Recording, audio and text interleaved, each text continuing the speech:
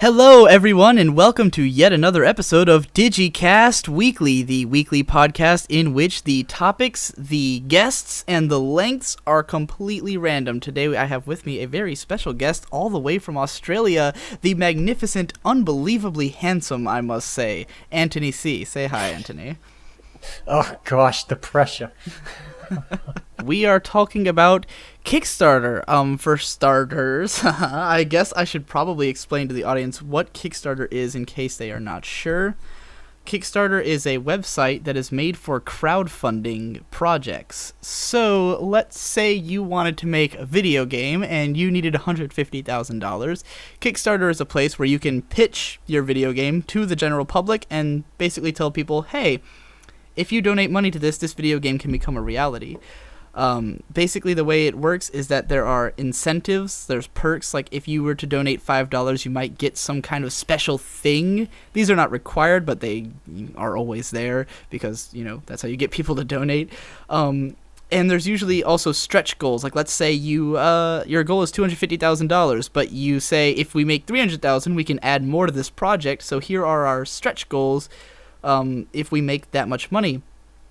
Usually it helps to have a solid pitch with videos and flashy lights and cool stuff that you can show people to prove that your thing exists and there's a reason they should be excited. It also helps if you're already famous. It does. If you have a name in the industry, like a certain Mr. Tim Schafer or... Right. Whoever else is doing it. Tim Lots of people doing it these Schafer, days. to clarify, is he the leader of Double Fine? Is that him? That's right, the founder of Double Fine Studios. Right, and so Tim Creator Schafer originally was with LucasArts. That's right. Did some classic adventure games. Oh yeah, back in the 90s. I think he worked on the Full Throttle series, Day of the Tentacle, Monkey Island.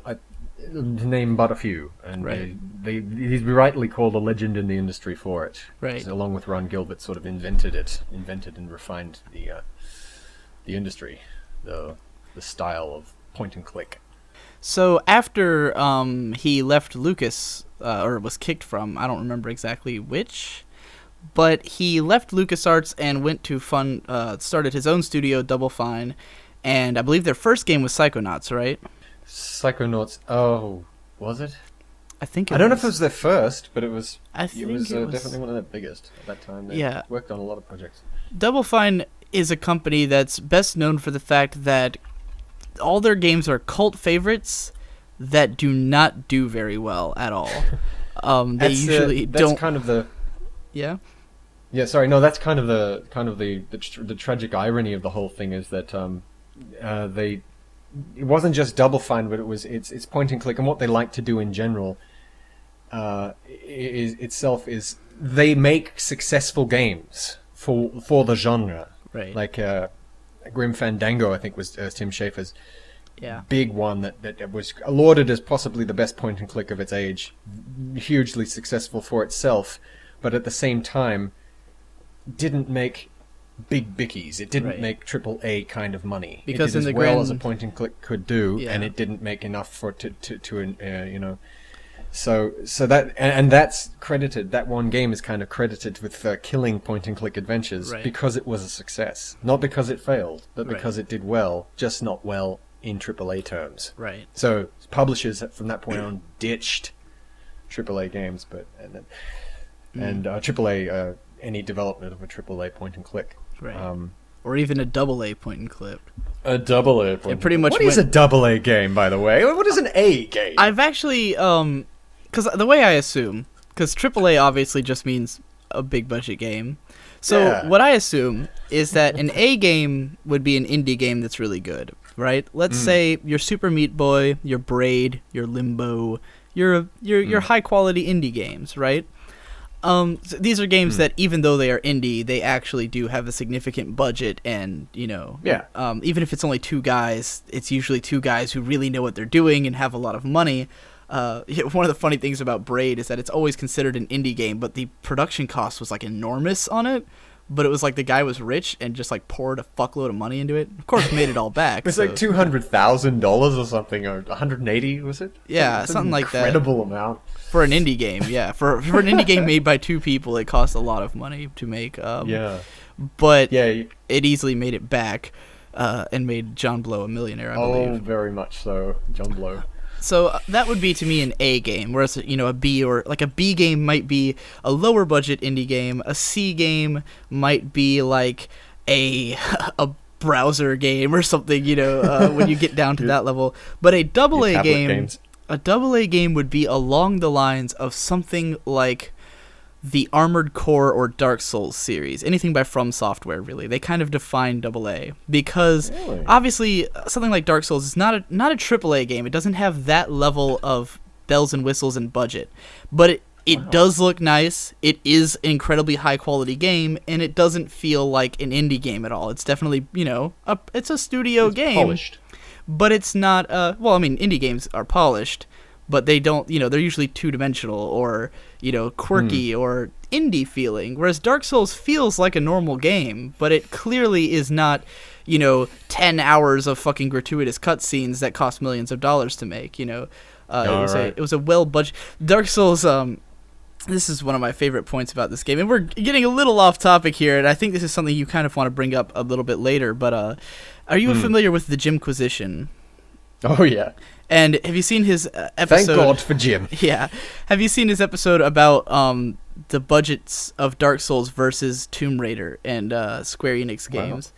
Wow. It was somewhat recent, because Square Enix last year put out they put out their statement of how much their games made, basically, and they said that they lost money on, or they had underwhelming sales that were not promising on Sleeping Dogs, Tomb Raider, and Hitman Absolution. But all of these games sold incredibly well by video game standards. Tomb Raider sold like 5 million copies, but they budgeted it to expect like 6.5 million to 7 million copies to sell, which is completely unrealistic. It's ridiculous. Whereas Dark Souls, 2 million copies that it sold is unbelievable for that game. Like, it has made money hand over fist because it was so low budget that, anything, like, when it hit 1 million, it was a big deal. It was like, whoa, Dark Souls sold 1 million copies? Holy shit, It's like an appropriate allocation of funds in strategic places to make for the most realistic because Jimquisition's point was everyone thinks they're going to be Call of Duty just because they can advertise their game on TV, but Call of Duty is Call of Duty. You're not Call of Duty. Don't have that kind of... I did see that one. Yeah.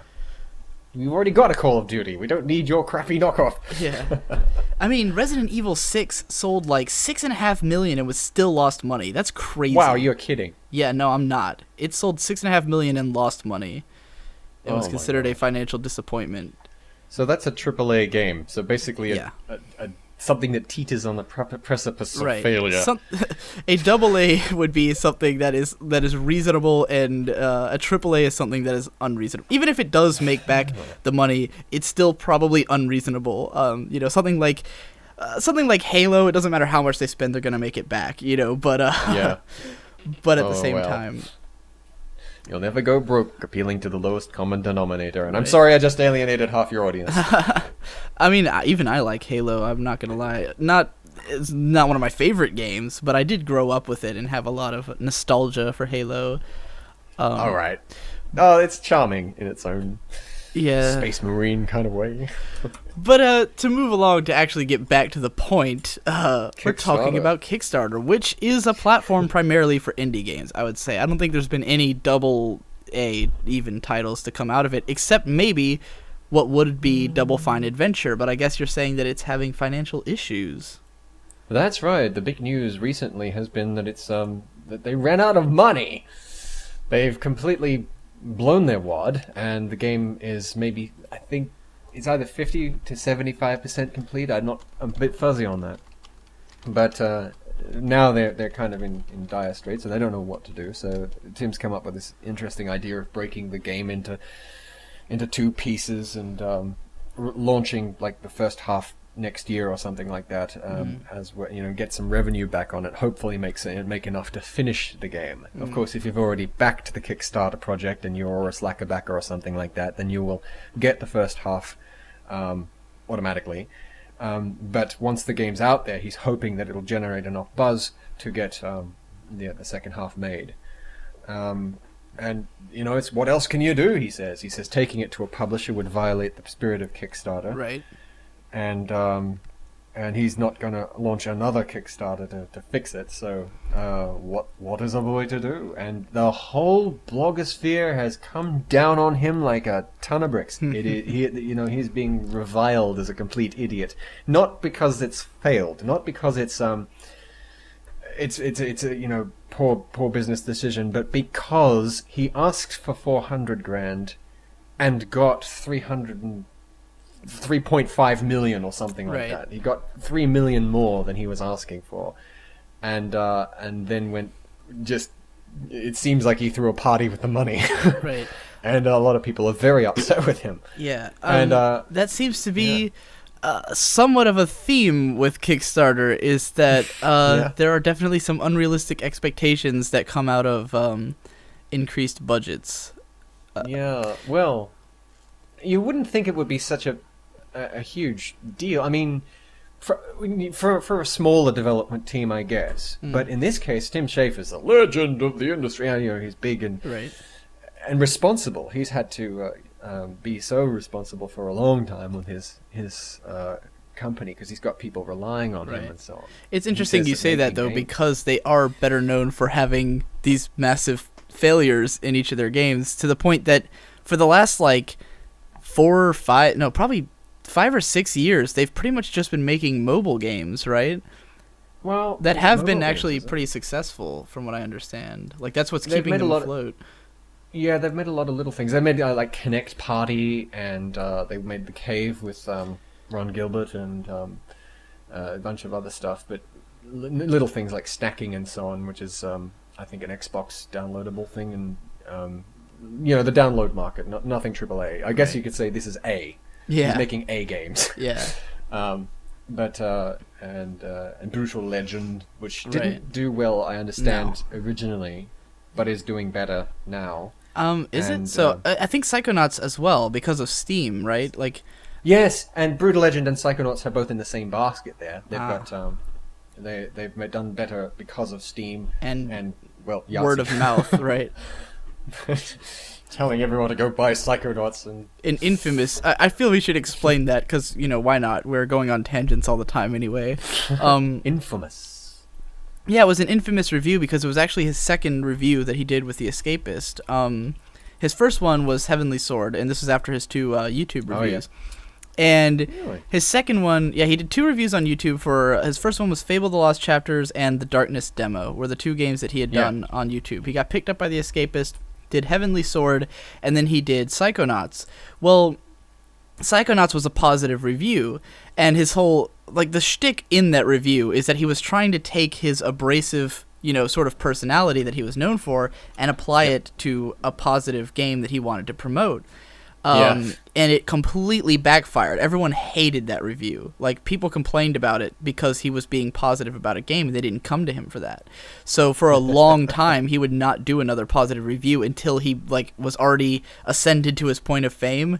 And it was actually interesting because a positive review is eventually what helped to get him even more acclaim, because he did a super positive review of Portal, or in the Steam box altogether, and that was one of his bigger reviews early on, from what I understand. It's actually the first one I saw was his Orange Box review.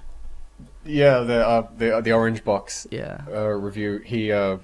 He was begrudgingly, because I'll stab my eyes out. I'll jam forks in my eyes if I ever say those. No, this game was absolutely sublime from start to finish, and I'll jam forks in my eyes before I ever say those words again. I think with a negative review, everyone loves it if you're in pain. Yeah.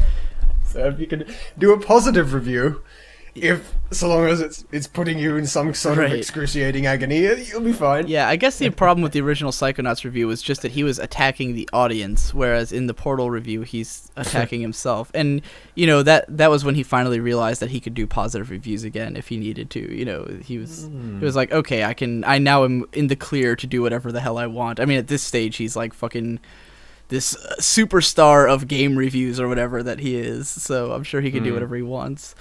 Yeah. I think he got most of the backlash from the PlayStation market. Xbox Psychonauts is alright. PlayStation Psychonauts is... Well, I got it, and I didn't like it much. Well, here's the thing. Yeah, what I'll say is that the reason... Because the thing about Tim Schafer and his games is that as awesome as they are, they also have a tendency to be terrible. Like the Double Fine games, because I played Psychonauts. I played it through. I actually gave up on the last level because it was too frustrating. Oh, that freaking meat circus. Yeah, It was the worst. It's broken. Yeah, and as I was playing the game, because I love the personality, I love the characters, I love the dialogue, the voice acting is unbelievable. It's the writing, yeah. Right, it's one of the best acted games, I think, ever. It's like up there with... in terms of writing and voice acting, it's up there with Conker's Bad Fur Day, which is a game that has the same problem Psychonauts does. In fact, they are practically the same game, honestly. Like, whoa. Now, hold on. Because I only recently... I've never played Conker's growing up. I mean, I played, probably the first level as a kid, and I had no idea what I was doing. But, I played through a bit of it recently. Like, I played maybe 4 hours, 2 weeks ago. Like, this is very recent. Wow, yeah. And I did Psychonauts, a year and a half ago. And the thing about both games is that they kind of they just want to be, like, this sort of engine for this comedy sort of adventure, just kind of do whatever game, you know. There's like the sensitive to context. Yeah, that definitely context sensitive. The scarecrow bird. Sensitive to context. And yeah, beardy. You haven't got a beard. Yeah. Oh, God, you're perfect at the voices. I love the Conker. Yeah. It's all one guy. That blew my mind. It's like one Chris guy. Sivor. Oh, as an aside, for anyone listening, Chris Sivor, look up Conker King on YouTube. He's got his own YouTube channel now. Really? And he and a bunch of old ex-Rareware developers, and Robin Beanland, who still works at Rareware, are playing through the game. Really? And they're doing commentaries on it. That sounds awesome. Freaking hilarious. I don't suppose 12 episodes. I don't suppose Grant Kirkhope is involved, is he? He wasn't actually on that game, so probably not. No, he wasn't, so he's not there. Right. Speaking of Grant Kirkhope, though, do you know what he's doing these days? What? Other than being on Game Grumps. Under the beer, genius. No, do you know? At the moment, this is small universe. He's working with a couple of guys from Denmark on a game called they're called Gears for Breakfast, I think. Right. And they've got their own Kickstarter up. And they're working on a game called A Hat in Time, which is a 3D collectathon platformer, much in the vein of Banjo-Kazooie. That started out like a little thing. They made themselves a little level, and they said, all right, well, we'll make a bit of a game of this. We want $30,000 to make the thing. Right. And so far, it's done. They got the money and then some. It's like $290,000. Nice. And so they said, well, now we'll make a real game. And and they started the idea. They got Grant Kirkhope on board, and they said, well, we get such and such money. We'll get Grant Kirkhope. We'll write a song. He'll make the legendary maker of Banjo-Kazooie music will make us a level song, tune, like a background music, it got up to its targeting and then some, and now like for one they've launched this thing called the Grant's Music Madness. So for one tune, one new tune every $15,000 above $200,000 they get. So they're $290,000. So now he's working on this game for them. And this is the magic of Kickstarter. And they really have to pay him that much. My hat's off to A Hat in Time. They have to pay him that much just for one soundtrack. That's a lot. That's nothing. He's worth so much more. Really? He's doing it as he's doing him a solid, basically. Wow. But yeah. Is he worth that much just from Banjo-Kazooie?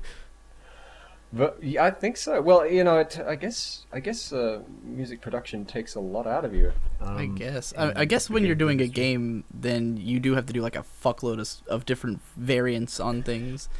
That's right, and video games, especially the like a Rareware collectathon, has things like cross-channel fading and all that sort of thing. So when you walk around different areas, it blends and whatnot, and all that marvelous This is stuff. turning into us like being like geeky guys about 90s games, and it's funny because for me, it's less like I played them back then and more like I know about them now. You know what I mean? You've rediscovered. You've had your personal renaissance. Just because I did obviously grow up in the 90s. I was born in 91, and the N64 was actually my first console. The problem is that growing up, I was atrocious at video games, like really bad. So I think everybody is. I really do. Well, it seems like a lot of the big time, like people who are like big into games, usually started a bit younger than me and single-mindedly would play a game until they got good at it. You know, like I can't play old Mario. I fucking hate it. Like I can't because those old Mario games rely the death system and everything relies on you to just have shitloads of time to dedicate to mastering that game. You know, and people who did master the old Mario games as kids are now better at those kind of games now. But for me, I can't go back and play Mario because I'm horrible at it and I don't have the time to dedicate to like learning to play it correctly. So I'm like really fucking bad at old Mario. I'm sorry, man, but you've turned into your dad. You've turned into everybody's mum. Everybody's mum. Everybody is everybody's mum. Right. When starting out playing, I've recently come to discover that you know how your mum is terrible at video games? Right. Everybody's terrible at video games when they start out. Yeah. I was terrible at video games, but I would play Sonic religiously, and I would love him, and I would play Mario and whatnot. Right, but that's I can the go trouble. back to those games. As a kid, I just gave up. If I was bad at something, I didn't keep trying. You know. But I don't know what it is, but playing those old games, I was bad at them too. But I was in that world. I'm like, oh, you will not beat me, Robotnik. I will get you. And I would just go back, and I just had to. I don't know what it was. The magic of it got me, and I the day I completed like Sonic 2 was the crowning glory. I was so happy, but I can go back to it now, and done. I can do it in 2 hours. I can clock it, and I'm like, what was I so excited about? Right. Why was I get why the game's still good, but how is this difficult? Yeah. And I don't know. Yeah. I'm no longer... At this stage, I'm willing to abandon the pretense that we're actually talking about Kickstarter in this. And maybe we should. and just go on. So I'll talk a little bit about my growing up with video games, because first console again was N64. Now consider that was like 1997, I think is when we got it, and so I was already 6 years old. You know, I didn't like play as an early child or anything, and the earliest games I got was like Diddy Kong Racing and I played most of the major titles, but we usually rented them. And the thing is, we would rent a game, and we'd play it for like a couple hours, and then we just never pick it up again. So I played like the first levels of a bunch of games, and me and my brother, we did not read, like, period. So, we tried to play Ocarina of Time once, and I literally could not get out of the Kokiri Forest because I wasn't reading anything they were saying. And I never played a game where you like really needed to read to understand what was going to happen, you know? So I'm just like running around with no clue how to get out of there. I'm just like, what the fuck? Because I didn't know I had to go get a shield and sword and to get past this guy.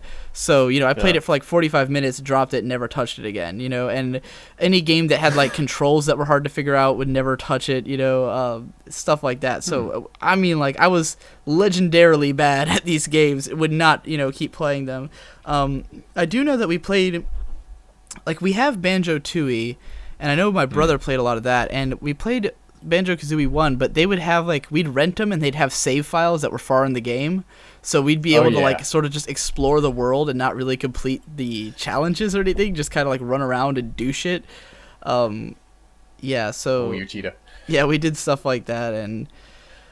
But yeah, for the most part, like, I don't remember beating any games as a kid. Like, I don't think I beat a single N64 game. I mostly remember playing because I have two little brothers, so we played a lot of, like, Super Smash Brothers and Tony Hawk and shit where you could have, like, multiple players, on it. And it wasn't until I was like an adult that I started beating games like on a regular basis, but games also got easier, so it's way easier for me to play through a game from start to finish now. Even like Super Meat Boy, which is one of my favorite games, and even though it's known for being incredibly hard, it also reloads you right where you died every time. So it's not like Mario where you have to play through like all these levels again and again to learn it. It's very briskly paced, and I love that. And so I love platformers, but only when they're like that. When I can respawn right where I died, I love it. I'll play it all day, But if I have to like restart a level or watch a game over screen, I'm just done. Right. I'm just from a different era. You don't think that? I mean, see, I know of at least a few video game developers who would listen to you and just tear their hair out. They'd be like, "What are we gonna do?" Yeah, because we're trying to make this game. They're of the opinion that a game has to be a slow boil, and you have to, for it to mean something, there has to be a consequence for failure. But they'll never appeal to be able to make a game that appeals to you, right? Because you don't care. So like, yeah. What would you say to them? What was I would say you don't need to try to appeal to everyone. I would very much say and that's the big problem with the whole AAA spending all this money on games is that they think they need to reach everyone. So they're like, the more money you spend, the more people you have to worry about reaching, and that means you have to worry about reaching people like me, and that means you have to dumb down your game or make it some system that will work with me, and that's just not worth your time. Just spend less goddamn money on your game and make it more concentrated to its audience. A lot of those indie games don't work. That's why people love indie games so much, because they usually are able to explore these, more interesting concepts that won't appeal to absolutely everyone because they're not trying to. They're limiting their budget, and they can do exactly what they want. And the people who care about that kind of game are the ones who are going to play it. Like you mentioned Dark Souls previously. Right. That sounds pretty niche. Yeah, and I'm a huge fan. I played a little bit of it. I am a huge fan of Dark Souls. That is, to me, the opus magnum of all gaming, the most perfect game in creation. Really? Is that? But that sounds like a. I mean, from what I played of it, it's like this hard. Dark Souls is hard. Unbelievably hard, but it's also. Dark Souls is the kind of game that your first time playing it might take you, and mind you, I've never even beaten it. I've actually not even played halfway through, but I've watched other people beat it like countless times, because all of my friends are super obsessed with Dark Souls, so they'll play it through it over and over again. I have one friend who's beaten it upwards of 40 times. And the first time he played through, to use him as an example, it took him about 70 hours to beat the game. He can now play through it in under 2 hours. He can play it. I've watched him beat it with no weapons at level 1, like just punching bosses to death with his fists. That's the kind of game it is, where if you are actually skilled enough, like if you develop the skills and learn the systems, then you can beat it. You can play it in any way you want. It's like truly open sandbox game where there's multiple paths you can take through the game. You can play it in any order, in any fashion, with any weapons, with any style. The game is ready for you to take it on by your own terms. Sounds ingenious. Yeah, it's really the truest sandbox game that there is, because something like it's interesting because people will call something like Skyrim a sandbox game because it has a lot of different things you can do, but it doesn't really have choices. You can do everything in the game once, and then you're done. Like if you play through the game again, you're just going to do all the same stuff again. But in Dark Souls, you can play it in an entirely different way. You can skip you can just fight like 2 bosses and beat the whole game if you like skip certain areas and stuff, like if you know what you're doing, if you're not worried about leveling up or gathering power because you're just that good, You can play through it in a totally different way from someone who's not good, who like really needs the leveling up and the armor to be good enough to fight the bosses. You know, there's a lot of players who they just put on all the bulkiest stuff they can so that they can take hits. But if you're good enough to dodge hits, you don't need any armor. You know, you can dodge every attack that an enemy throws at you if you know the timing. If you've like seen, you know, if you are. If you have good twitch reflexes. And my friend, he's a guy who's, you know, he's beaten all the Devil May Cries on the highest difficulty. He's beaten the Ninja Gaiden games on the highest difficulty. He's that kind of player. He can see the first frame in an animation as it's beginning and immediately know what to do, you know? So, whereas, like, there's this one boss called the Gaping Dragon, and it has, like, a tail swing attack, and I never see it coming, because I'm the worst at, like, at that kind of stuff. So I just get my ass beat by this dragon every time. And for him, it's like, he makes it look like a fucking cakewalk. He's like, oh, why didn't you see the animation starting? Like, he has such a huge telegraph before the attack, and I'm like, I don't know, man. Like, I'm not paying attention, you know? That's like well-crafted gameplay mechanic that you can sink your teeth into and you can learn the muscle memory. I've seen so many recent games that don't bother with that. They don't seem to know what they're doing. Exactly. I was actually just discussing I think the Japanese are the masters of that. Right. I was discussing this recently with some... And actually, I should get into that. And because the reason I think the Japanese are the masters of that is because the Japanese are very used to appealing to niche markets. They budget their games and they market their games expecting to reach only the people who they're expecting to reach, which is why there's so much pandering games in Japan as well, where there's so many JRPGs that are made like squarely for the JRPG market, you know, and they're low budget and they're usually awful, but those people who are like all those fucking Atelier games, there's like 1 million Atelier games because there's a core group of people who will buy every Atelier game.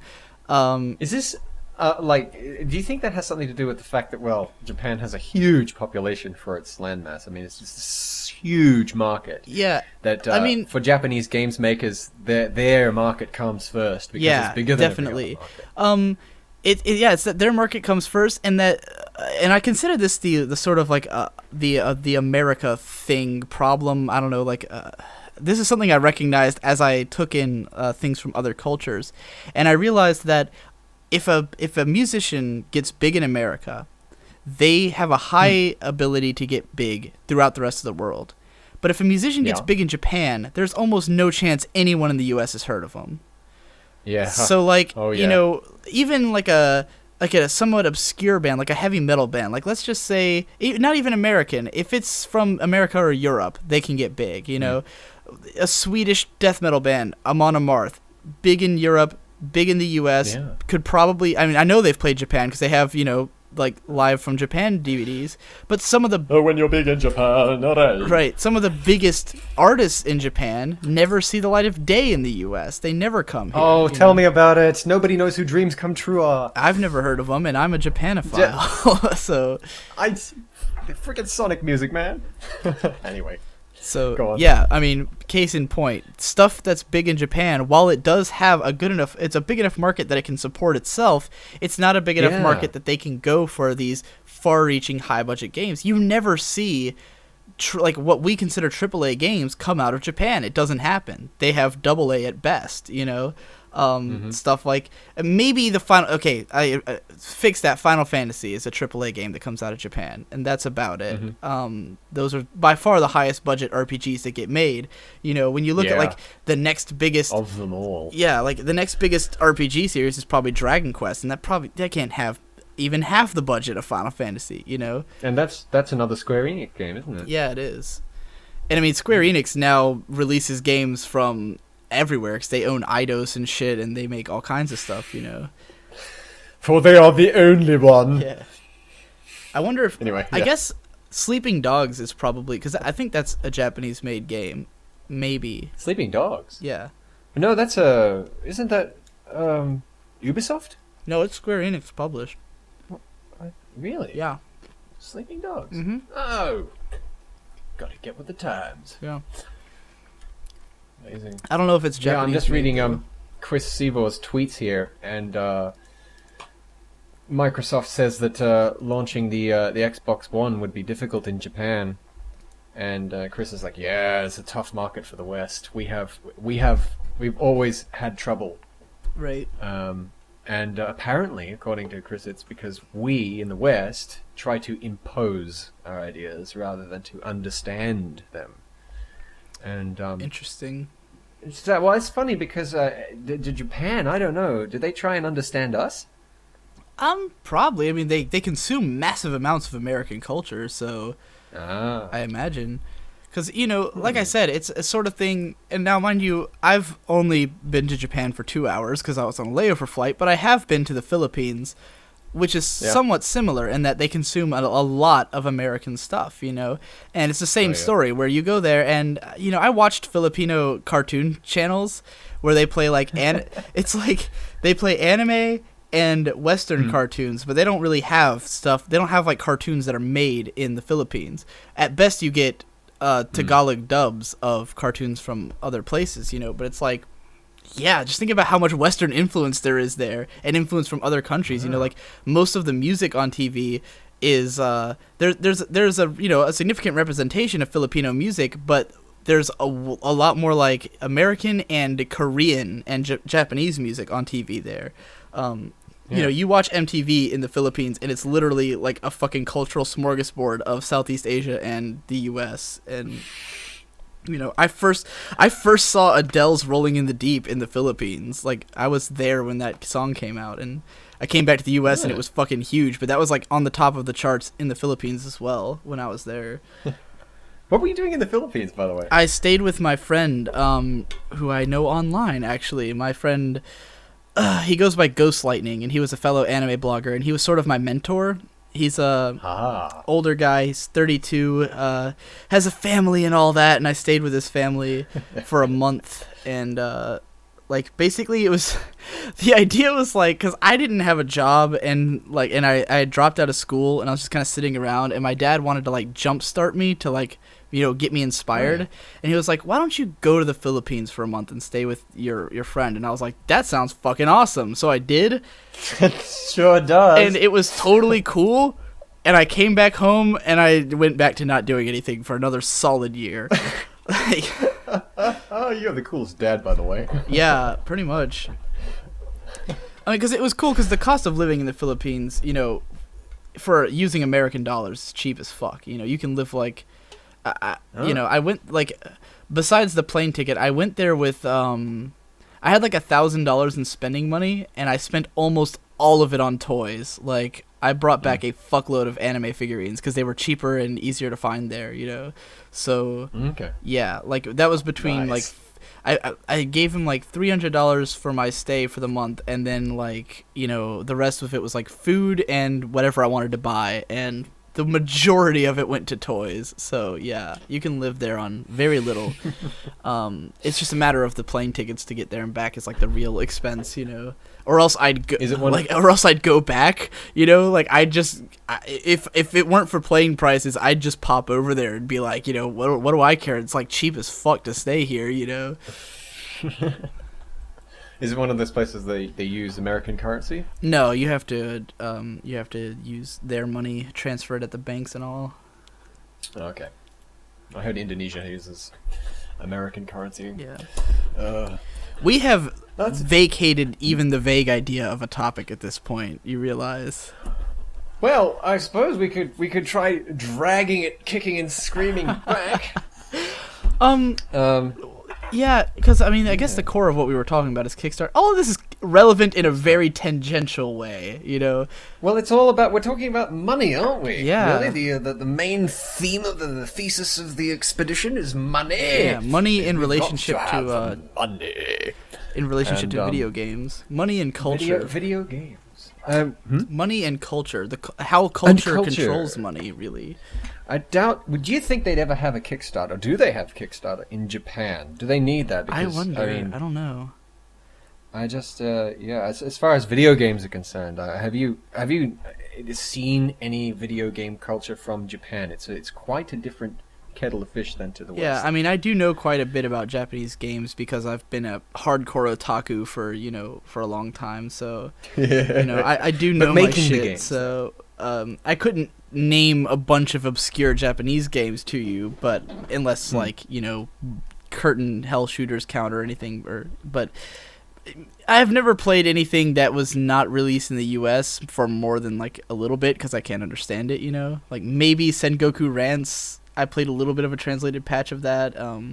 Some like doujin games that are famous and stuff like that. But yeah, I haven't really explored that market because I can't read Japanese, so it's like No, but it's about the culture, even the games that have made it into the West from Japan. Right. Things like Mario and Zelda, Nintendo culture, Right. the Sega culture when it was making consoles and so on.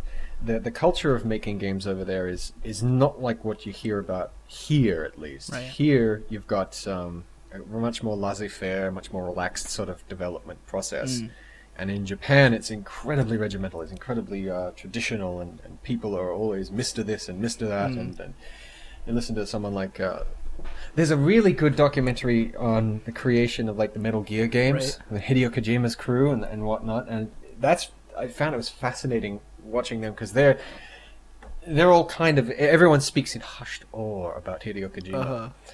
Over there, like he's some sort of god king or something like that, and he kind of is, right? He's like a prince of the video game world, and Mr. Miyamoto and whatnot, and so on, and they're all. It's incredibly hierarchical. Everybody knows their place. I mean, that's just it's that's very just much Japanese culture in general, though. Japanese business culture. I definitely think Japan. One thing that I've really noticed about them and the way that they handle media is that they categorize it way more than we do here. Everything has a definitive category. Music is pop or rock or metal, and when you listen to it, it deliberately tries to be its genre. And this is true even of like really underground stuff, stuff that you would think wouldn't be categorized, except for, with the rare exceptions, are stuff that's usually not as big in Japan as it is here. Like some of the Japanese artists that I'm familiar with that are known in the West is like the band Boris, who are all about like drone and all these other weird genres, and they're always mixing everything, and they're better known in the West, I think, even than they are in Japan.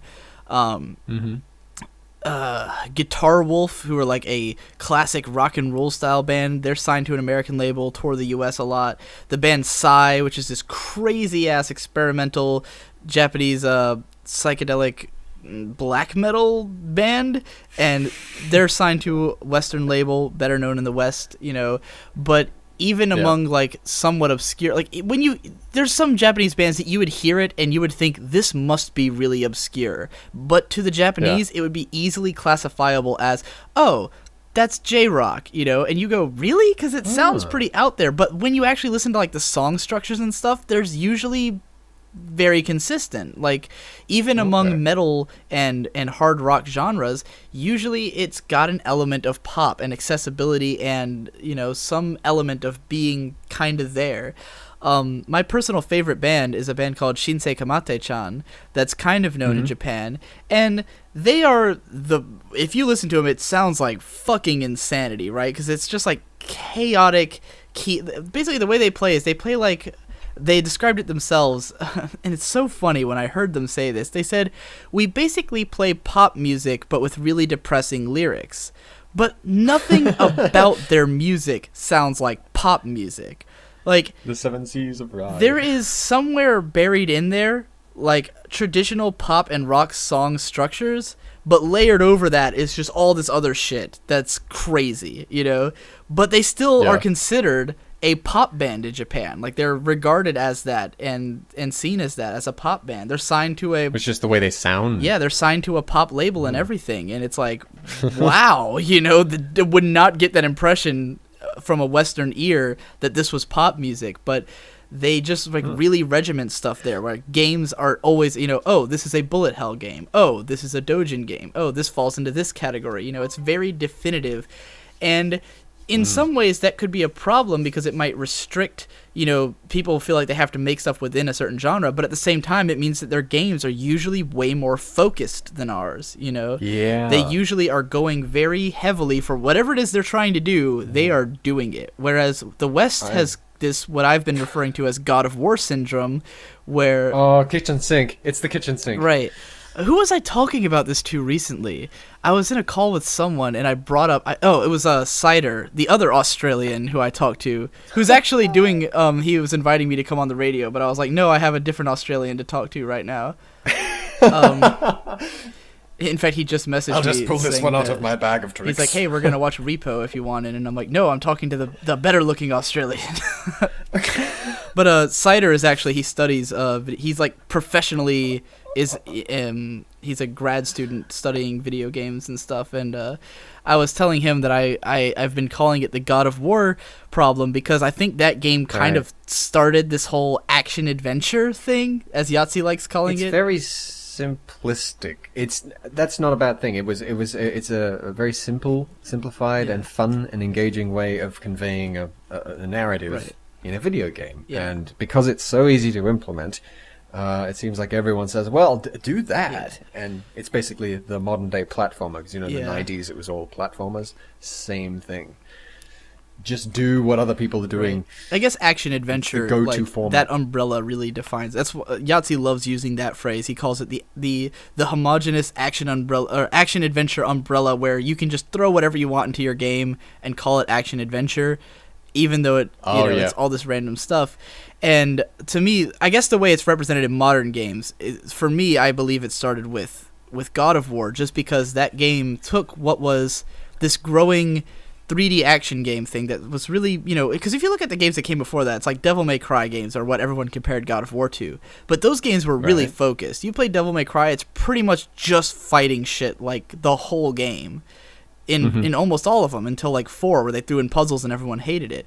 But in God of War, they took that hack and slash combat, and it felt good. It was a good combat system, and then they threw in puzzles, and the puzzles, even though they're really simple, they kind of had an interesting twist to them that made people enjoy them, where it's like, you're pushing a block, but it's got a guy inside of it, and you light him on fire, and it opens the door, and it was like, whoa, that was grody, But yeah, like you said, it was mostly about conveying like a narrative through it just happens to have action, it happens to have puzzles, but none of them is really the focus, and none of them's that polished. But at the time, it was the most polished game of that nature, and it did actually have a pretty interesting storyline. But the problem is, people looked at God of War and said, "Do that thing," and then you got Darksiders, and that's where the games have been going since then, to this place Dante's Inferno or something that like one that. As well.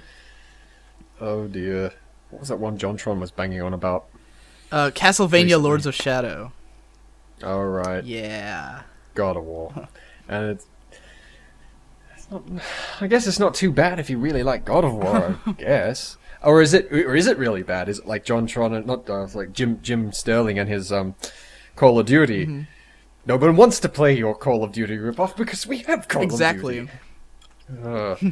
So what are we doing? Is everyone in the West just out for money or something? Were we just afraid of taking risks? Is there a lack of imagination, or you know what? What I mean, are we playing catch up to Japan? While we're bringing up, because I would say that while Japan is, I think that culture that I was bringing up only really counts for games that are primarily made for Japan, because when Japan does try to appeal to the West, you get games like Resident Evil 6, which is a game that is like a Western game. It has no focus. Oh, Lord. Resident Evil 6 is just all over the place. 5 too, I believe.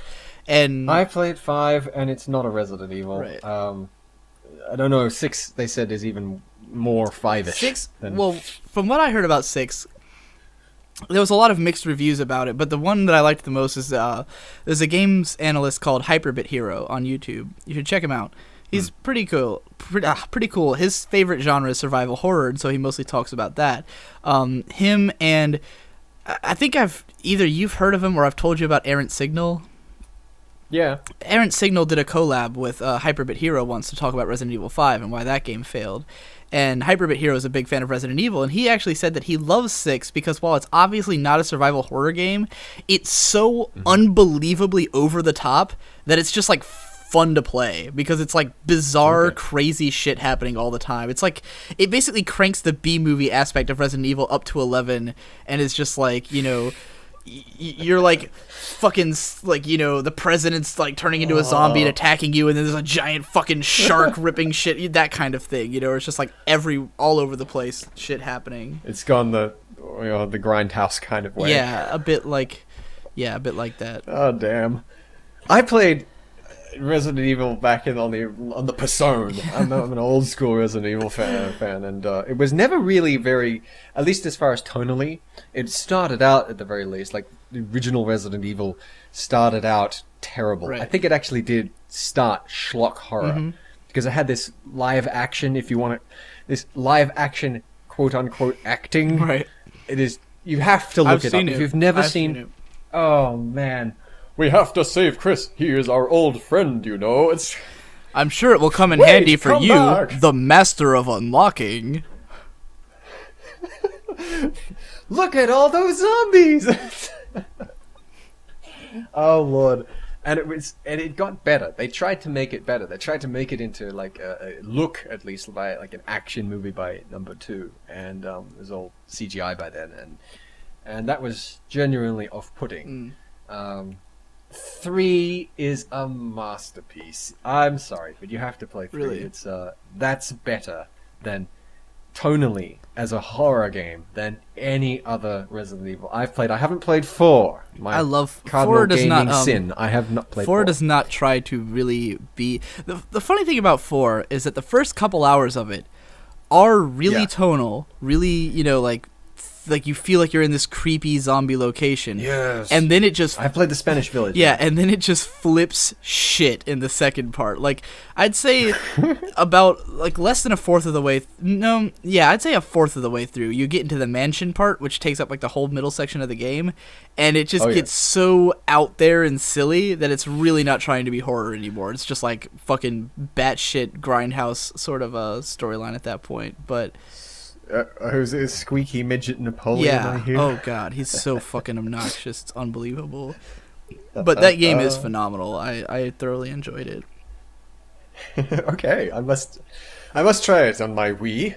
That is a case of a game for my Wii that I like. If you want to talk about a game that manages to do a lot, but it all feels consistent, that is Resident Evil 4. That's why it's still regarded as such a masterpiece. Is because even though it was, you know, it's an over-the-shoulder shooter adventure game, but everything you do feels consistent to what the game's trying to accomplish. You know, there's always, because the core gameplay mechanic is you're shooting zombies with your guns, but it's like the way ammo is placed is obviously like any Resident Evil game is there to, you know, make you conserve your ammo and be scarce.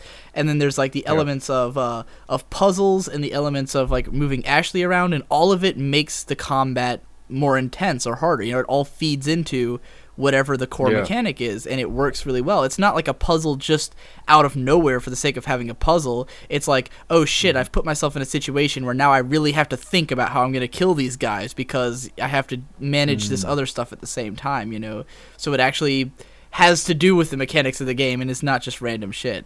There is a little bit of random shit in there, but it's all very acceptable. Because the game is fucking long. It's like 22 hours it took me to beat it, so...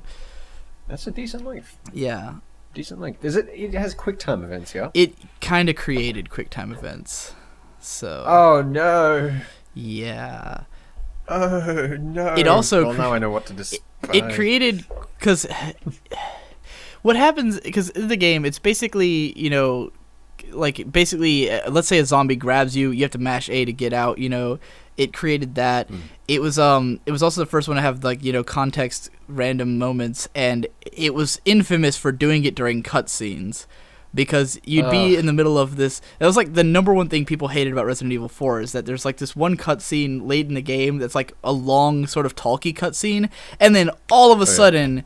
this guy attacks you with a knife, and you have to quick time it. And so people, you know, you put your controller down, you're watching this cutscene, and then suddenly you're fucking dead, and you have to watch it again because you failed the quick time event. So you have to keep playing through the cutscene, and yeah, That's like the number one You know- problem with Resident Evil 4. Oh, I'm not a fan of QuickTime events, and I wouldn't mind it so much. Honestly, who is? Who is clamoring for those? No one. No one likes them. I have a friend who really digs them for some reason. Really? But he used to be into international track and field, so I have no idea what he's on. But just hitting the button in sequence, or the Simon Says. I suppose it's some people must be tolerating it. I myself, I don't get it. I've been watching because analysts, this is the thing about like, it. Sorry? I've been watching games analysts take the piss out of QuickTime events for 5 years now. I can't believe they're still around. It doesn't make... The thing about a QuickTime event is that it immediately forces you to recognize that you're playing a game. It's a total immersion breaker. It's by default an immersion breaker. Right. It's that whole sequelitis conveyance thing. Yeah. But that chucks conveyance right out the window because... the perfect gaming experience is where you don't realize you're holding a controller, you're just immersed in the world, right? Well, so imagine you're in the world and then suddenly there's this flashy icon that tells you to hit a controller on some thing that you've got to take your eyes away from the screen to see and say, alright, that's the button I have to hit, and you have to hit it quickly, and it's like Nanny is sitting right beside you, ready to play a game of Simon Says with you. At any moment you begin to get bored. It's like, stop it! Just stop it. And it wouldn't be so bad if the QuickTime event were more like Metal Gear does this occasionally, where you have to press a certain button. You have no ability to do anything else. You can't move your character. You can't what have you. You just have to press a button. But that button corresponds to the action that you've been doing previously in the game. Like, you got to hit the square button immediately, but the square button is the fire button, so that makes sense, and your character fires a thing. And anyway, that's my little rant on Blinky. Awful. Personally, I'm not as into like the idea of immersion in games as a lot of people are, because I never really do get super into the world in a game. I'm the kind of guy who kind of will like... Lately, I have no patience for cutscenes. Like, I've reached that sort of point where I'm just like a kind of impatient gamer who just like really wants to get on with it and, like do the shooty bits and stuff.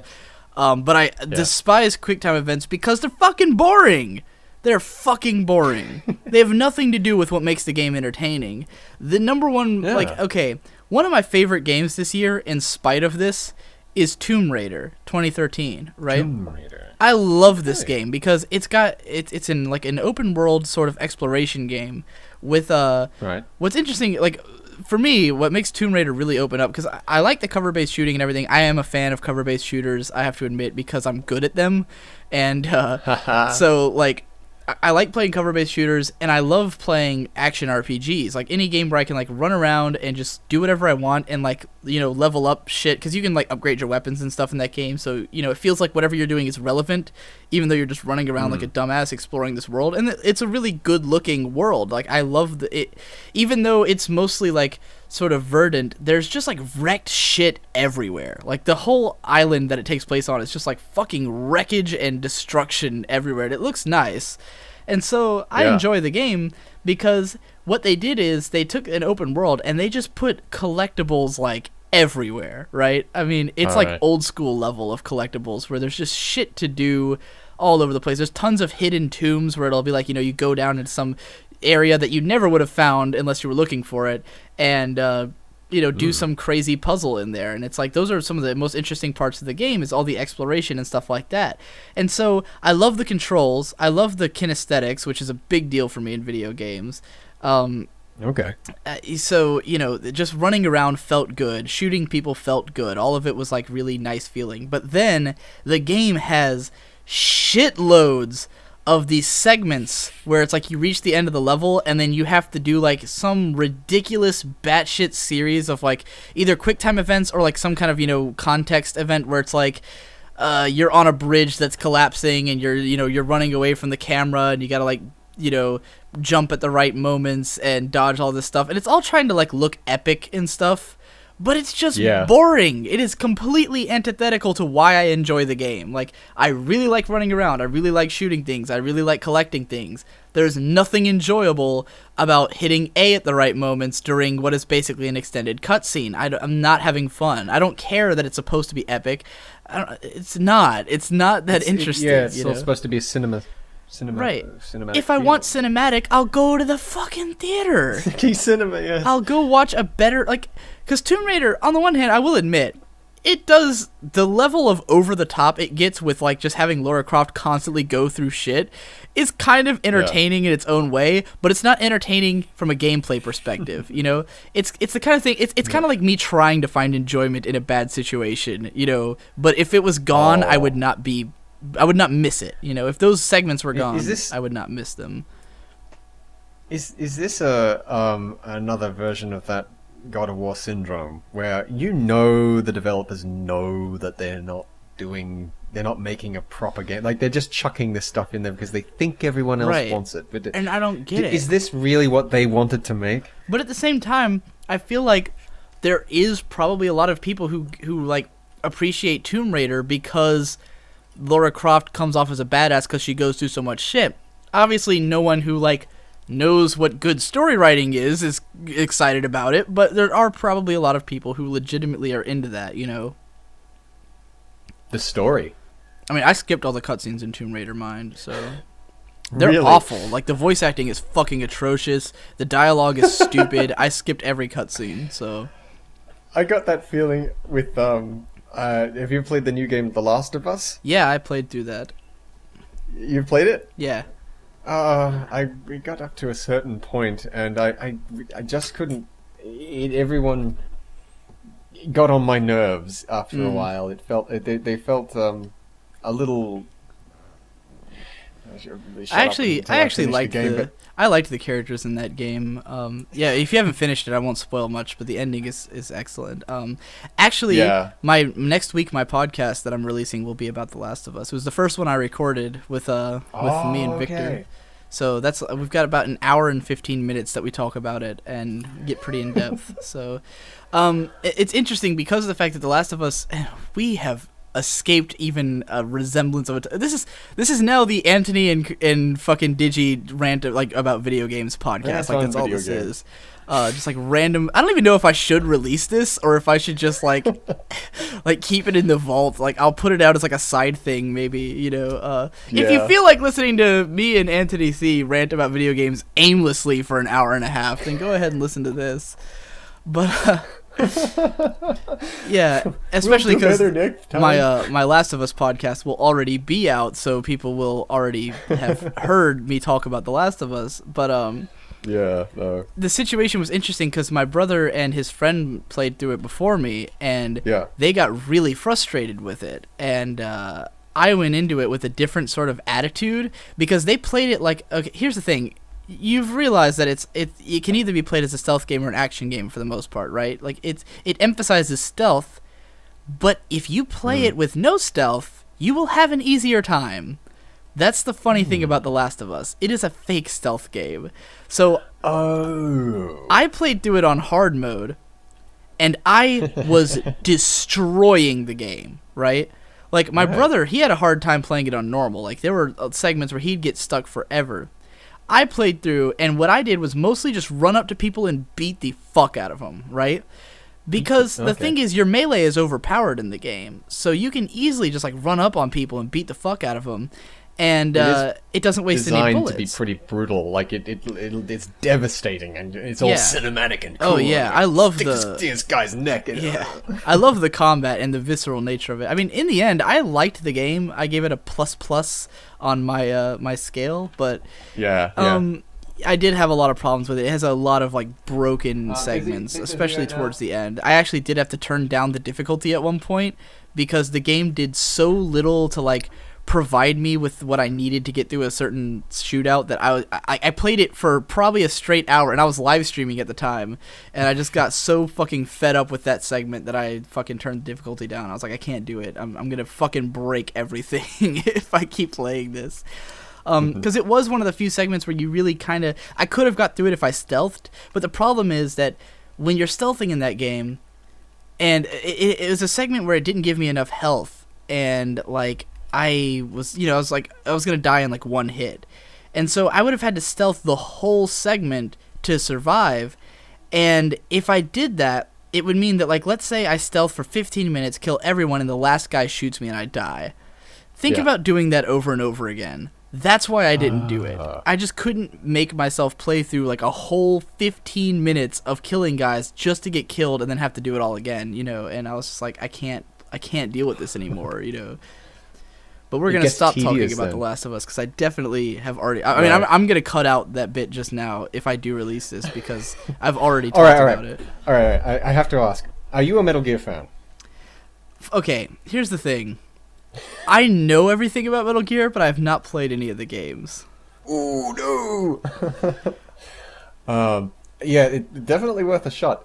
The reason I ask is that the new one is coming out. The one with Kiefer Sutherland. It looks fucking unbelievably beautiful. Like probably the most the most graphically impressive game that I've ever witnessed. Probably going by the like in terms of that moment when the cutscene ends and it goes into gameplay and you realize it's in-game rendered in that E3 my gosh, trailer. It's Sleeping Dogs.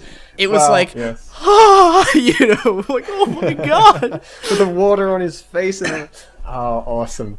Metal Gear is. I've had a sort of a love-hate relationship with it, but I keep coming back to it. I can't stay mad with it because as crazy as it gets, they keep making more, and each one has a little bit more of that history and that story. And now they're talking about Big Boss and how he came to be. Like, I know who Big Boss is. No, but apparently, Metal Gear creator Hideo Kojima was so excited when he first saw Grand Theft Auto. He was absolutely amazed. Blew his mind, and since that time he's been wanting to make an open world game. Grand Theft Auto Metal Gear Solid. Or something like that anyway. And that's what this new game is. It's supposed to be completely open world and whatnot. The thing is, Rockstar are busy making their Grand Theft Auto 5 right now, which is their revolutionary, cutting-edge, genre redefining game. Hideo Kojima saw it, and he's like, it's made him depressed. He's like, that's new GTA is awesome.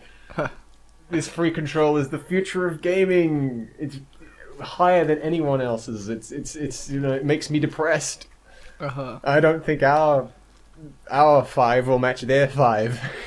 It's funny because that was his goal because of the fact that both of the 4s came out at the same time. Yeah. And the 5s are coming out at the same time. That's right.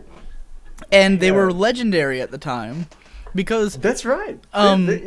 When those two games came out, and I didn't know this at the time, or I didn't know it was why at the time, but those two games both received 10 out of 10 scores from GameSpot. And I was following GameSpot back then to an extent, and I was like blown away because they'd never given away a 10 before. The highest score they had ever given was a 9.7 to Metroid Prime, and that had never happened. So I saw 2 10s and I went, holy fuck, this must be the greatest era of video games ever, because they just gave 2 10s.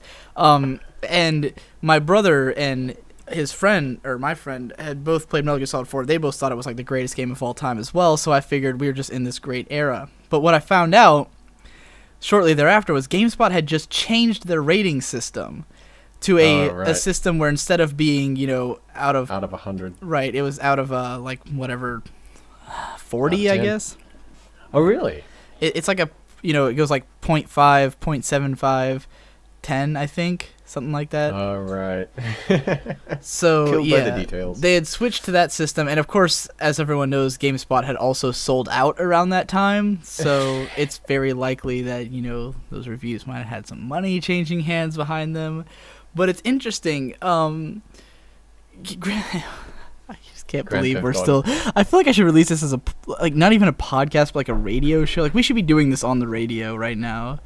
I even thought about when Cider told me that like the radio was coming on, I was like, what if I just invited Antony to come on the pub crawl with us? But there's like a lot of people in there, so it would have been crowded and we wouldn't have had such an intense discussion.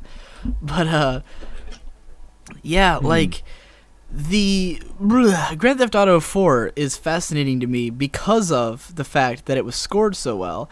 And Errant Signal, one of his coolest videos, is where he explain his video on Grand Theft Auto 4 is fucking brilliant. He talks about why this game it's not a great game. And what he goes into detail is about why it got scored so well, even though it's not remembered that well. Because despite the fact that if you look at like the Metacritic ratings, it's like the best scored game of all time. But if you ask people how they feel about it, no one's ever excited about it. No one talks about it like, oh man, Grand Theft Auto 4 is still the most relevant, game. If you look at like any best of the 2000s list, it's never there. And he said that... Like, he said that the reason for it is that when that game came out, it was so overwhelming that people gave it a 10 because they couldn't wrap their head around how much was in it, basically. Because this is a game where they had, like... There's parts where you can just, like, go into a bar and watch a comedy special by Ricky Gervais, like, doing lines in the game. There's just so much shit that's in it. And it was, it was like mind-blowing to the people who played it, people who are sitting there going, wow, this is like the most graphically impressive game. It's got the most stuff to do. It's, it's so polished. How could this be anything other than the greatest game I've ever played? But in terms of it actually being fun or narratively consistent or delivering like anything of worth, it really wasn't that good. And he really like breaks it down heavily. It's like a 20-minute video of him breaking down, what's wrong with this game, why it's not remembered well. And yeah, it was fascinating just to see. And he also brings up how, when people, like a lot of these reviewers who like turn up early for games, they get shipped out to like, some nice 5-star hotel, and they're like waited on hand and foot, and then they play these games in this environment where it's like they're completely happy and content with themselves. They get to play the game in this kind of environment, and it's just mind-blowing to them. And they're all for that 10 out of 10. Right. They're being curried. Exactly. Being so that's the kind of environment these people are playing these games in and writing reviews of them. And he's like, but when you actually go back and you look, like, because and I'm sure a lot of fans felt the same way when they first played it. They're like, wow, there's so much to do. But then a couple weeks later, you're like, yeah, I'm really bored of Grand Theft Auto 4 and I don't want to play it ever again, Was that the same with Metal Gear, though? Metal Gear 4? I mean, it's one of the shortest Metal Gears. Metal Gear 4, I think, is not like that, but at the same time, it kind of is in terms of how overwhelming it was in density. Like, even though it's one of the only big games on the system when it was released. Right. And it was also, like, biggest. It was so technologically advanced, because when my brother played it, a lot of what blew his mind, and mind you, my brother who thinks it's like the greatest game of all time, he had not actually played any other Metal Gear game. He had my friend explain the whole storyline to him, and he played through it, and just he really bought into like the epicness of the cutscenes and stuff like that, like all these crazy moments and like cinematic presentation and stuff, but also there's just so much stuff that's like didn't need to be there, but it is, and it just makes it that much cooler. Like how when you're in certain cutscenes, like you can control a robot and like roll around, because the cutscenes are rendered in game, so you can like explore the cutscene while it's happening, and stuff like that is just like, whoa, who came up with that and how'd they do that? It almost feels magical. Yeah, and there's just so much. The thing is though, 4 has. I would say 4 has less of that stuff in it than any of the other games. I mean, well, within reason. Yeah. Like, it certainly doesn't have as much as 3. Yeah, and I think that's why little things that you can find and tinker with. I think that's why 3 is, at this stage, remembered as the best Metal Gear Solid game for the most part. I think that's the one that is the most celebrated. The most emotionally connected. I think it's and it has that I don't know, that history feel to it. It has a much tighter story, at least in setup. It's I could talk about that for a long time. Yeah. Just generally, the impression I've gotten is that Metal Gear Solid fans at this stage are ready to put 3 as I've generally seen it as the best rated at this point. Like the best remembered, the best, and like my other friends who have played other Metal Gear Solid games who aren't my brother all love 3 the most, whereas my brother is into 4 because he hasn't played 3, and he also is more of a modern, like, he kind of likes the newer games more than the older games a bit. He doesn't really go back and play older games. But yeah, and Metal Gear Solid 4, I mean, just like the facts about it is part of it too. Like, because my brother's the kind of person who he'll bring up why the game is awesome, and mind you, I do think this is great. I love hearing it, but he'll say something like, "Dude, the game is 50 gigs of data," and it's like you all have to install all of it before you start. Right, but the reason it's 50 gigs is because it's all uncompressed. They didn't compress any of the audio and everything, and so it took. And they were just like, "Oh, we have Blu-ray, we have all this space. Why compress everything? Let's just fucking throw it all on there," But it's like, does that make it a great game? Like, yeah, it's a cool fact, but it doesn't mean it's awesome. Like, fucking. I'd say not really, because it's sort of like that old Scribblenauts thing. Once you can do anything and think of everything, you suddenly can't think of anything at all. There's no structure there, and when you've got all of that free space and free time, that you become unfocused. And Metal Gear 4 is perhaps the most unfocused of every Metal Gear game. It goes all over the world. It's set in several different locations around the world, and it is a world apart from that original, for me, gameplay wise, probably 1 and 2 are the best because they're tight, narrow corridors and whatnot, and you've got the Soliton radar, so you can see people around, you can see their cone of vision and whatnot. It's very tight gameplay. But 4 is kind of like over the shoulder shooter. It's much more Resident Evil now than it is. All these games have become Resident Evil. They've become over the shoulder shooters or whatnot, and it's like, what happened? It's not Metal Gear anymore, but yeah, I don't know. So does the fact that it's a bigger game in data make it better? I can't. Yeah, that's what I'm saying. Like, what? Like, imagine so. It's funny for my brother to bring that up because of the fact that he would totally agree that Skyrim's not a better game just because it's big. I fucking hate Skyrim, by the way. Like, just throwing that out there, I hate Skyrim. Right. What do you hate about it? It's fucking boring. That's what I hate about it. Oh no. That game bores me to tears. Like, because the combat system is non-existent. It's just like you swing your arm, and yeah, and it's all gray. The whole game is gray and brown, and it's just this big gray-brown expanse of, browns and beige and earth tones and like, this was my experience with Skyrim, because I mean, in my friends all the funny thing about me and my friends is that we all share like very close taste in video games. So when one of us, like, there tends to be like a group mentality where like we all kind of hate a game, and so it kind of intensifies. So like none of my friends like Skyrim, so I feel really justified in disliking Skyrim because I have so much support and backing from people who've played more of it than me, who are also like, yeah, fuck that game. Because my experience with Skyrim was that I started playing it on PC primarily because I wanted to mod it so I could ride a pony. This was early into my My Little Pony fandom, and I was also, because I was getting big into action RPGs as well as ponies at the time.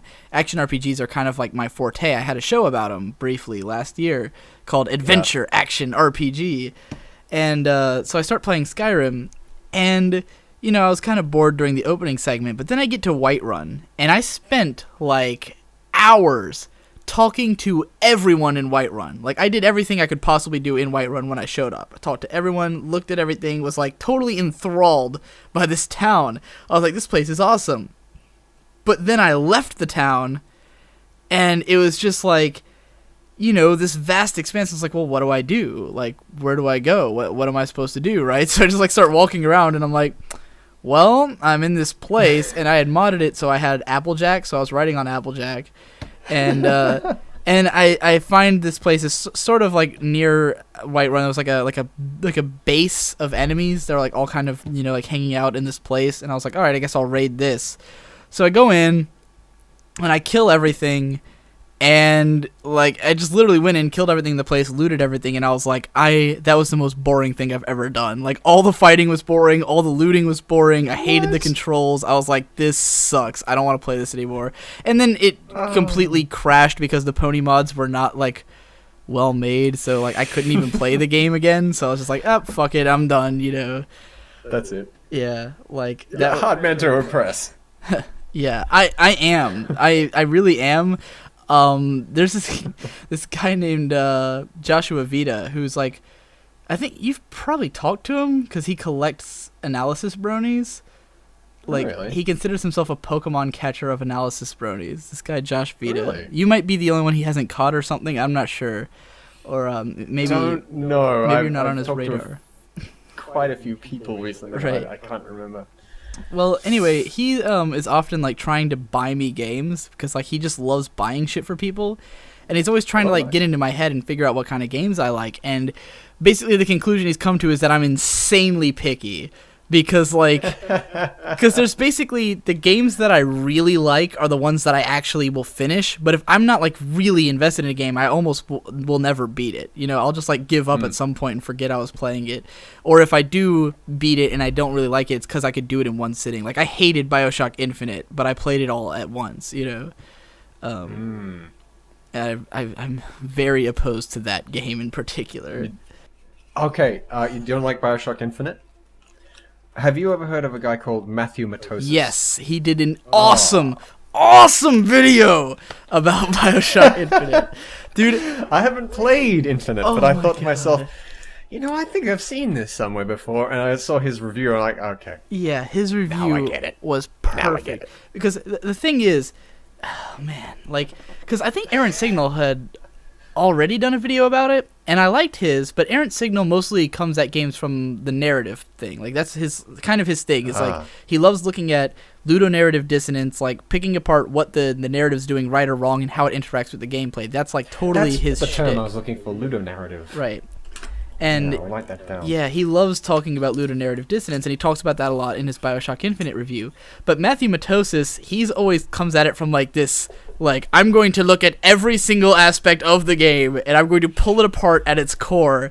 And he just goes into And I'm BioShock going to present Infinite. it to you in bite-sized factoids, like a BBC reporter. He goes into it with this like mentality of he clearly was angry that the game was getting so well praised. Like he starts Yeah. off saying, I It's the normally best kind don't of do review." this. I don't usually do one-off reviews, but I was really pissed because everyone was, you know, praising this game. So I did a review of it. And the crowning moment, because, you know, a lot of it I had heard already, or I already thought, or I had said myself, because I did do a brief, like, not a brief review. I did a review of it on my site. And it was like a quick review of BioShock Infinite. It's like 4,000 words, you know, but it's not like... I didn't want to think it out thoroughly and, like, make it, like, a big deal, because at the time I was also... This sort of jaded me to video game reviews because the responses I got were all like bitchy, and I was like, I can't deal with video game fans. Like, I really can't. I can't deal with like reading their responses to my reviews. I just want to kill them. So I can't handle bitchy video game fans. But Matthew Matosis' review comes along, and he made it so clear that he fully understood this game. He breaks down the story to the fullest extent to say, look, I understand this story. It's just bad, you know? Because, like, even I couldn't really... Because when I played through it, I didn't, like... I grasped the story, but a lot of it, I didn't look into, like, the deeper details. Like, I didn't solve the mystery, basically. And I actually had my friend who did solve the mystery completely on his own through playing the game. He had gotten a lot more engrossed in it, and he explained it all to me. And I was like, oh, well, that's interesting. Why couldn't that have been presented in the narrative, you know? And it still is bad. Like, it still is fundamentally flawed, but it was way more interesting. When you're watching these things, it's like, that's, I don't quite understand that, but there's a monkey in the back of my subconscious going, warning, warning. Yeah. What the hell just happened? Right. Oh, man, like, because the end is known for being extremely trippy. And, like, what Matthew Matosis was basically coming at was he was saying, look, because people would criticize it and say, what the hell was that? I don't even get it. And people were like, oh, you just don't understand. And Matthew Matosis said, I understand. It's just bad. You know, like, the fact that it's trippy does not save it. It's bad, you know?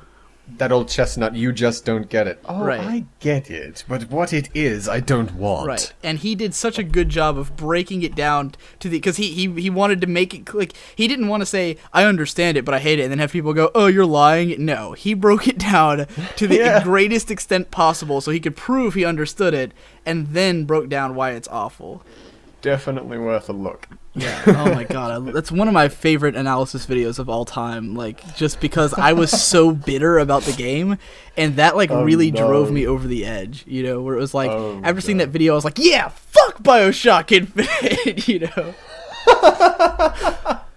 Oh, man, I didn't think much of the first one's narrative either. I guess you were saying Aaron Signal had a problem with that. He was talking about the Ludo narrative. And I had that it started ringing alarm bells for me when I got up to the big twist moment. I thought, there's something not quite right here. And then Infinite comes along, and it's oh dear, what have they done? They've made and as Matthew Matosis points out, is like, if you want a mindless shooter, play BioShock Infinite. And I'm like, oh. There was a little Spanish flea, a movie star he thought he'd be.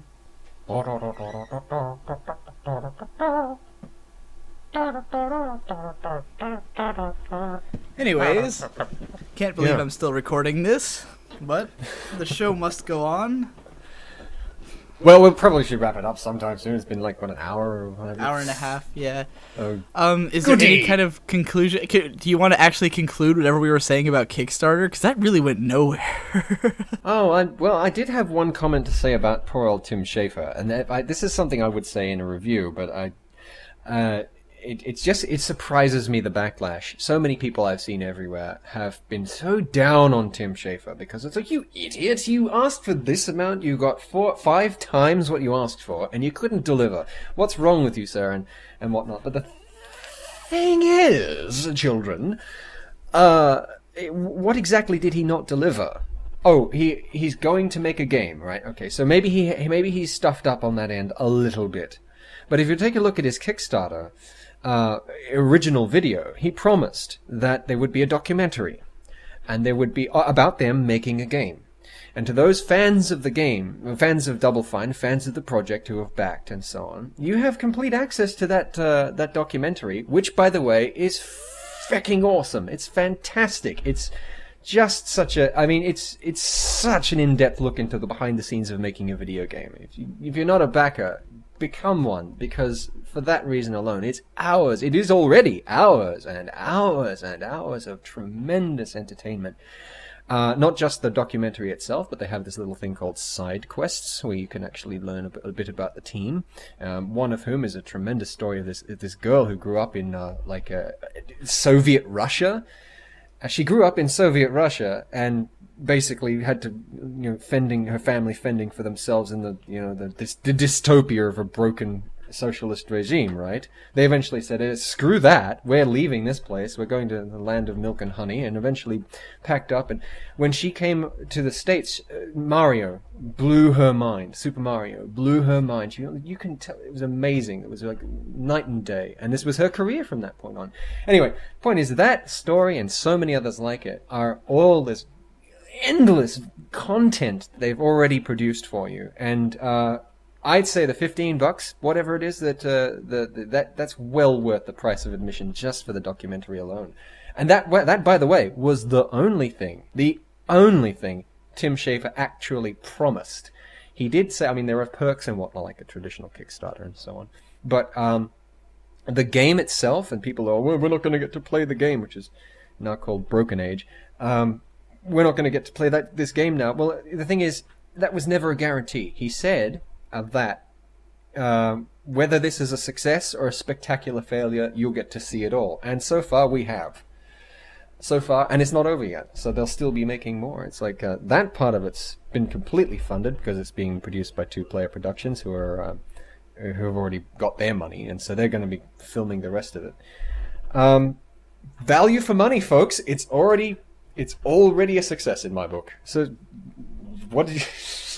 No, lay off. It's an interesting defense. That's my defense, because I was a slacker backer because I wasn't really interested in the game, and a friend of mine said, "You idiot, get on board. This is going to be fantastic. It's going to be legendary." And now he's turned tables and is singing a different tune right now and calling Tim Schafer an idiot because he's more interested in the game. But if you don't mind, you're just happy to witness the spectacle, then check it out, because the documentary's great. It does remind me a bit of the wake of the BronyCon documentary, where oh yeah, Do you heard about what happened there, right? The drama. I know. I haven't. Really? Well, okay. The BronyCon documentary by, of course, what's his name again? Remind me. The BronyCon documentary guy. You know, the voice of Discord. John Delancey. Oh, John Delancey. Okay. Right. John Delancey's BronyCon documentary. He went into it as a Kickstarter, and it was asking for like $60,000, right?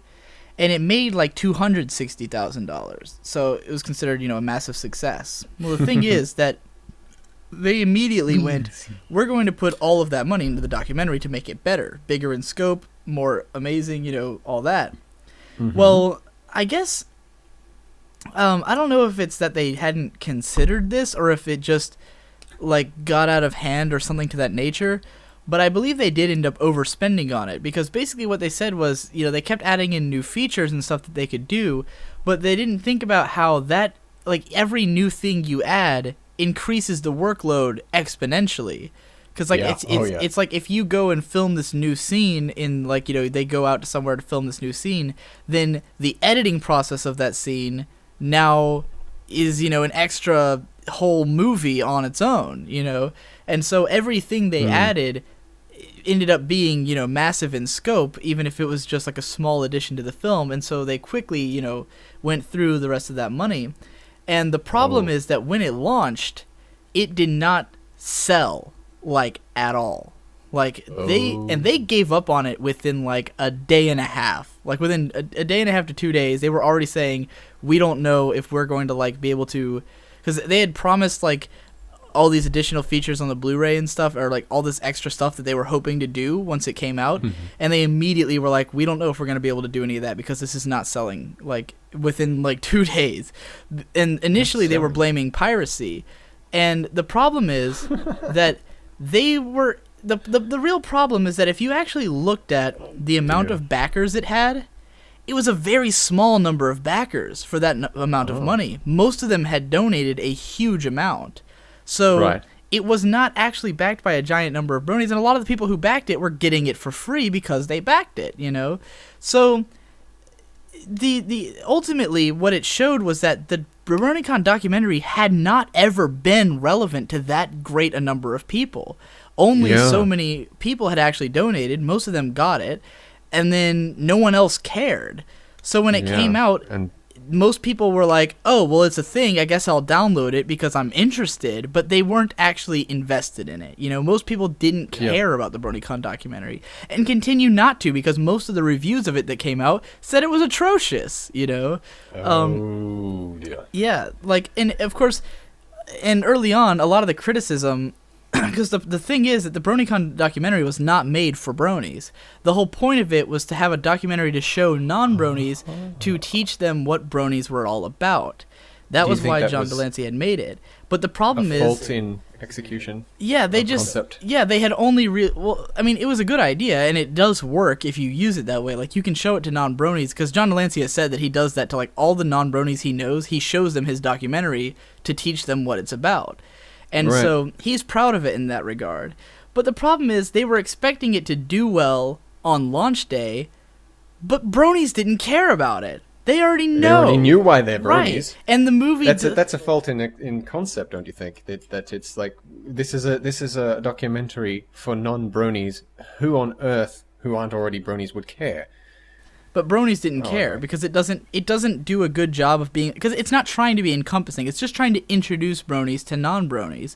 So bronies watch it and they go, "This is awful. This doesn't represent our community at all," And from what I've heard, according to like Brony Curious, he says it's pretty inept anyways. He's like, it's just not a good documentary at all. Like, it's like it's boring. It's not like as well edited as it could have been. It's just not a very good documentary in general.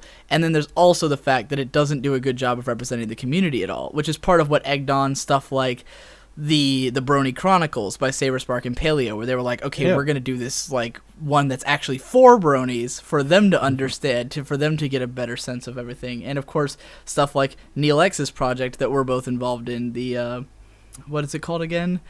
Brony... the Bronycast. No, it's called... Brony? No? It's not called BronyCast. Elements of Brony. Elements of Brony, there you go. Yeah. Heck yeah. You know, where his is to get, like, his goal is to get really deep into the psyche of bronies, you know, not just explain the phenomenon, but, like, explain the kind of people that we are and shit. So, yeah. So he's going as deep down the rabbit hole as possible. But with the BronyCon documentary, that was the first thing that came out of it when people were saying that it was falling apart. Everyone was like, "You guys had 6 times your budget. That's the thing. You know, how did you fuck it up?" And the problem is they said, "Well, we spent it all on making the documentary better, but we were expecting that because basically." It's kind of like they spent it all making the documentary better, but then they were going to rely on the actual sales to, like, get paid, So they were hugely... The actual sales, you say. Yeah, so they were hoping to actually get sales and make money. Although it did actually turn around in the next couple of weeks. It actually did start selling decently enough that they didn't, like, go broke off of it. They were able to fill in... They eventually were able to fill in some of the stuff that they had promised. The Blu-ray got released, but it was always like a tumultuous thing where, like, people's jobs and lives were hanging in the balance at every turn. There's no call for it. Shouldn't be so tumultuous for something that made 6 times its original asking bid. But they had spent all of it by the end. So that's the thing, though. I mean, what on earth were they hoping to make? And here's the thing: if you were going to launch a Kickstarter, what would you do? Should the Brony documentary guys, should they have just focused on their original idea? Should Tim Schafer have only made his $400,000 or $300,000 game or whatever it was and said, all right, the lot of you're only getting the $300,000 game. What is a person to do when they get 6 times the asking? They're asking. I mean, bid? the key is should just they expand the scope? Yeah. Should they just? They should, the money. but at the same time, they need to think about what they're doing. Like I said, the biggest problem with the BronyCon documentary is they didn't really realize that adding stuff in was going to mean huge costs, They didn't think about, we have to pay the editor twice as much because he's editing twice as much footage, everyone's going to take 6 times longer to do 6 times the amount of work, You can accuse them of, I guess you could say, I don't know if they are documentary makers, professional, but you could say that they may be noobs. Maybe they didn't know what they were doing. But then again, you've got Tim Schafer, who's no noob. He's a veteran, and it still happened to him. So perhaps the key is to just give people what you told them they were going to get. It's really sad to hear that that's happening with Double Fine Adventure, because that was like one of those. I feel like we're reaching that stage where Kickstarters are starting to get completed, and now it's like the make or break moment where everyone's gonna base the future of it as a thing on this. It's like, oh, Double Fine's kind of screwing up. Oh, is the Ouya actually gonna sell? Oh, is BronyCon documentary looks like it had some trouble. Like all these big Kickstarters are sort of in tumult. I want to say that I'm hoping the Homestuck game Kickstarter does well. I feel like if anyone knows how to manage shit well, it's Andrew Hussey. He will make it work. Yeah, definitely. You don't want it to be this depressing thing, and you think, well, maybe I want to make a... Exactly. I'd love to eventually make one myself for something, What's your dream project? That is a great question. Do you have something? My dream project is to be making enough money that I can do whatever I want. That's my... Oh, no. But you are your dream project. Right. Because the thing is, to me, I'm already basically living the dream for me. Because what I like to do is I just want to be able to put out whatever content I'm comfortable with and interested in at the time, and to be able to do that and be financially secure enough that I don't need to also have a job taking away from the time that I spend on my content, So if my goal is really financial security, and that's like it. And then I'm like, okay, now I can work on whatever I want, and it'll give me more time to, instead of worrying about which I keep saying I'm worrying about this, but I'm not actually doing it, so it sounds like bullshit. Because in my head, it's like I need to be making money, so I kind of have to churn out videos. Like I have to churn out videos that will do well, so that I'll make the money. But of course, me thinking that I need to do that makes me sort of rebel against it, and I end up making no videos that are going to make me money at all. You're not going to fall into the God of War syndrome for making YouTube videos. You're not going to get into making AAA videos that passionless and appeal to no one. Right. I have to make my indie bullshit videos. I mean, Oh, yeah, I man. mean, this podcast series is pretty emblematic of that, where it's like, I just dropped everything and started making podcasts, and I'm like, on the one hand, it's cause it was so funny. I was talking to, do you know the Brony analyst, Dr. Wolf? No. He's one of the, like, up-and-coming sort of names in the Brony analysis community, because, like, his first video was about Fluttershy, and, like, he was sort of defending her character, and I posted it on Equestria Daily. It did really well, and this guy has consistently put out 3 videos a week since, for, like, almost 2 months now. So he's constantly putting out videos. All of them are, like, 10 minutes long, just fucking constantly making videos, like, to a point that, I mean, I don't watch most of them, because I just can't keep up. He's putting out too many, you know. But, Okay. he was like putting out a thing. He put out a video where he was like, I want to do collaborations. If you have anything, because basically he kind of insinuated that he was doing nothing up until this, and now he feels like he has like purpose for his free time. So this is like what he's really into right now, is doing videos and stuff. And I said, why don't you come do a podcast with me, right? So I was, we haven't actually done one yet, but we were talking about doing one. Holy fuck, I forgot why I'm bringing this up. Right.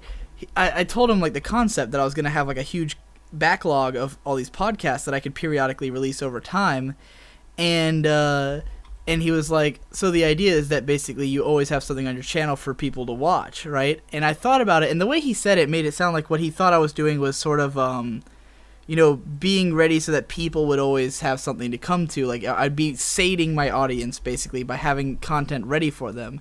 And I was like, Yeah.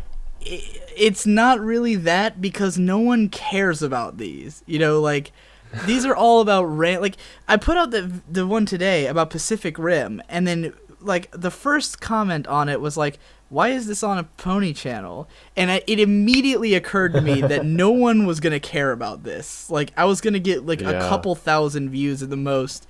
You know, it was, like, immediately apparent. I was like, well, and that's, like, one of the more popular topics, or like more relevant to our group of people topics that I'm going to talk about. I have one that's all about rap music, and I expect there's like 5 fucking people who follow me who care, you know?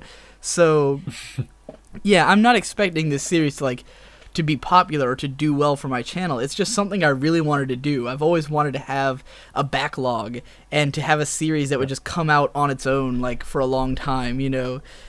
Sort of like a dream of mine. So it's more of just a passion project, a random thing to do, you know, not a thing to appease my fans or whatever. Anyway, this has gone on money. extremely long. At this stage, this is the longest podcast recording I've actually done. What are we on? Oh my gosh, it has. Well, if it's useful to you, then I don't imagine how it could be, but it's been a lot of fun. Yeah, I mean, I might, like I said, I could release it at some point. I might, maybe I'll just release it, like, really late in the cycle, because the thing is, I've been mixing up the order. I'm not, like, the Pacific Rim one is the latest one I recorded, but I released it because I wanted to get it out during opening weekend so I could help promote the film. So, I'm kind of thinking about some of these that are a little bit more obscure, or, like, not centrally, like, don't have like a real central topic. I'll save for like down the line when I've run out and I go, all right, time to throw out all the other ones, you know. Just like start pumping. I've given you some B material. I'm happy in that. Right. I'm sure there's someone who will be interested in it, because there's always someone, you know. And to me, I'm the kind of guy who latches on to that someone. Right. Collect your own audience. Right. I get excited when one person watches my video and likes it, and I go, oh, you're my best friend because I made this and you liked it and you're awesome, you know. Awesome. A winning attitude. All right.